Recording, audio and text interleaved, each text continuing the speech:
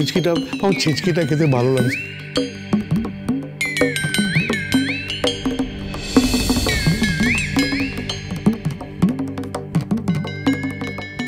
এই তোমরা কি মাথা নাড়াচ্ছ? না কিছু না, ছাড় না, খেতে খেতে শুরু কর।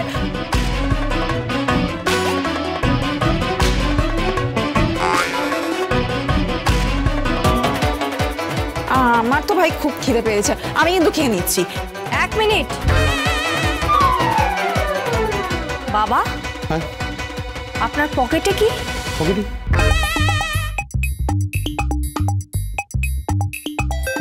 না, আমার তো কোনো পকেট, ওই তো আমার তো কোনো পকেট নেই, এখানে কোনো পকেট নেই। পকেট থেকে কি উকি মারছে আপনার? এ কি বাবা, আপনার পকেটে রুটি?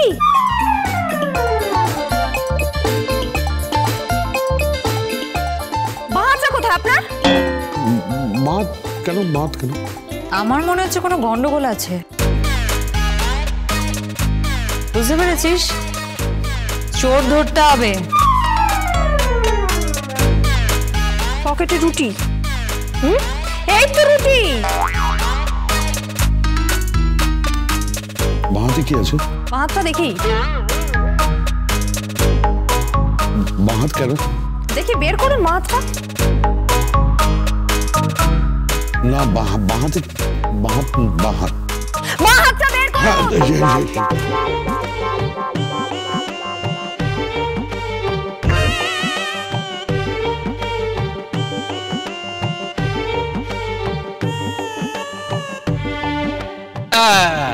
এইবার হয়েছে,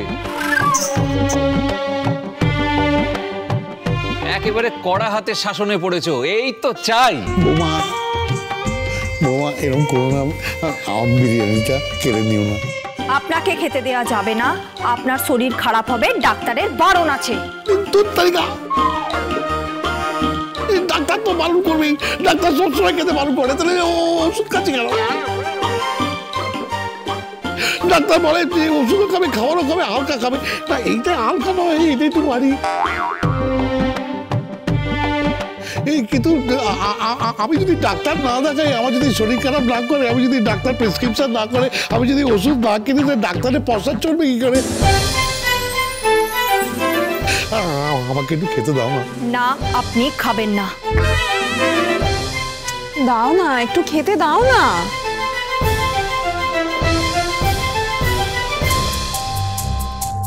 এরকম করছো কেন? এক টুকরো তো দাও। আরে কি হয়েছে কি? এত চিৎকার চেঁচামেচি কিসের? চুরি হচ্ছিল, বিরিয়ানি চুরি, চোর ধরা পড়েছে। কে চুরি করছে বিরিয়ানি? আমার ড্যাড চুরি করেছে। কি? তোর ড্যাড মানে বড়দা চুরি করেছে? আর ড্যাড এমন চুরি করেছে, আমার সব বিরিয়ানি আর মাটন ঝেড়ে দিয়েছে।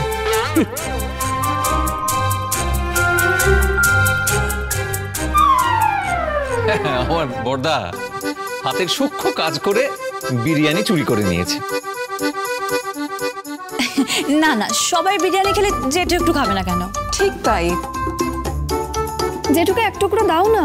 এই চুপ কর তুই, যা হচ্ছে ঠিক হচ্ছে, দেখছি তো নিজের ছেলের পাত থেকে কেড়ে নিচ্ছে। আজকে ড্যাড বসে বসে রুটি আর ছেচকি খা। বাবা, ছেচকি আর রুটি খা, তুই খা, আমি খাবো না। দাঁড়ান, বসুন। বাচ্চা ছেলে একটা।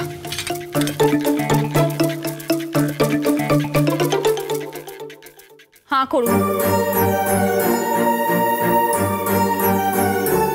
এইবার দাদা জব্দ হয়েছে। এমন জব্দ হয়েছে এই বৌমার কাছে। হাঁ করুন। নিন, খেয়ে নিন।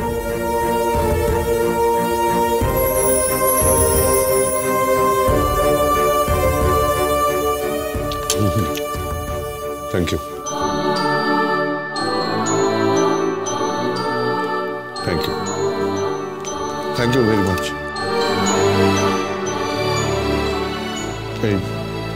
জাস্ট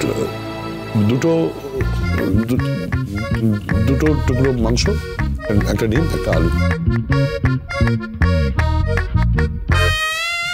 হ্যাঁ, অন্য কিছু না, ব্যাস। আর বেশি কিছু না। খাই। খান।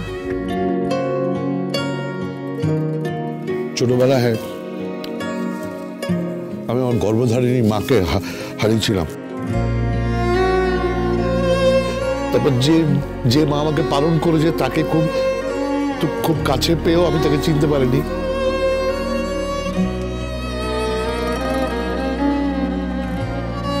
তোমার জন্য আমি তাকে ফিরে পেয়েছি।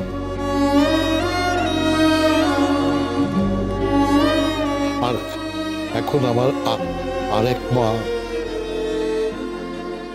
তুমি।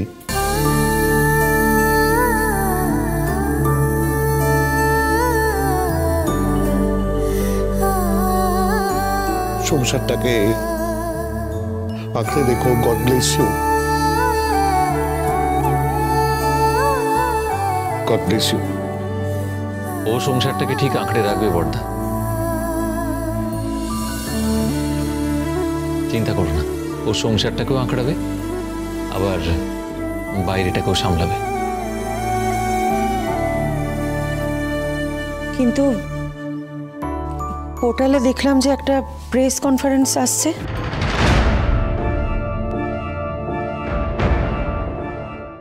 আমরাও জানি। এইসব কথাবার্তা এখন থাক না। আরে হোক প্রেস কনফারেন্স, ও ঠিক সামলে নেবে। ওর ওপর আমাদের অগাধ ভরসা।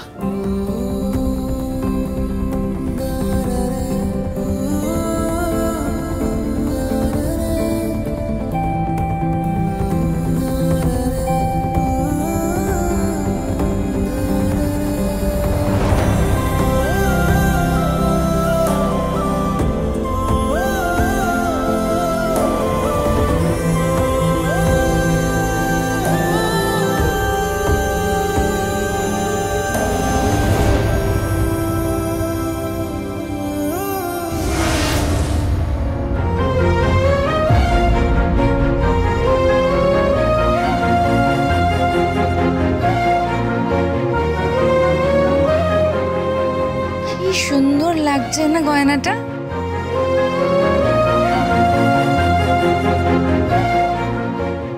এটা তুই আশীর্বাদে পরবি। হ্যাঁ, আর শাড়িটারি তো কেনাই হয়ে গেছে। আর ডিজাইনার ব্লাউজটা এর সাথে ম্যাচিং করা যেটা, সেটা এসে গেলেই বাস। জানিস, তোর মেকআপের জন্য নামি মেকআপ আর্টিস্টকে বলা হয়েছে। সবাই দেখেই তো কেউ সবার মাথা ঘুরে যাবে, বিশ্বাস কর, সবার। ওর হবু বরে আর মাথা ঘোরাতে হবে না, এমনি মাথা ঘুরে বসে আছে। তারপর তো চোখে সর্ষের ফুল দেখবে, তাই না রে?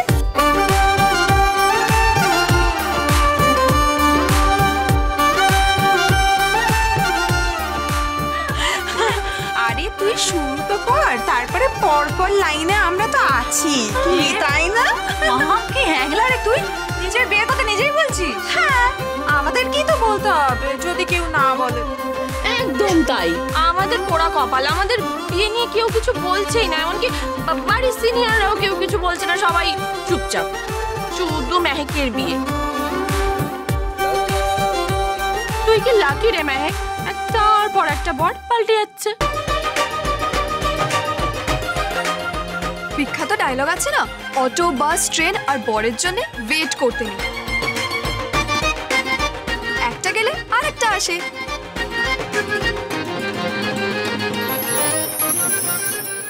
নেকলেসটা খুব সুন্দর, তাই না গীতা বৌদি? এ বাড়ির সমস্ত কিছু খবরও হচ্ছে কোথা থেকে।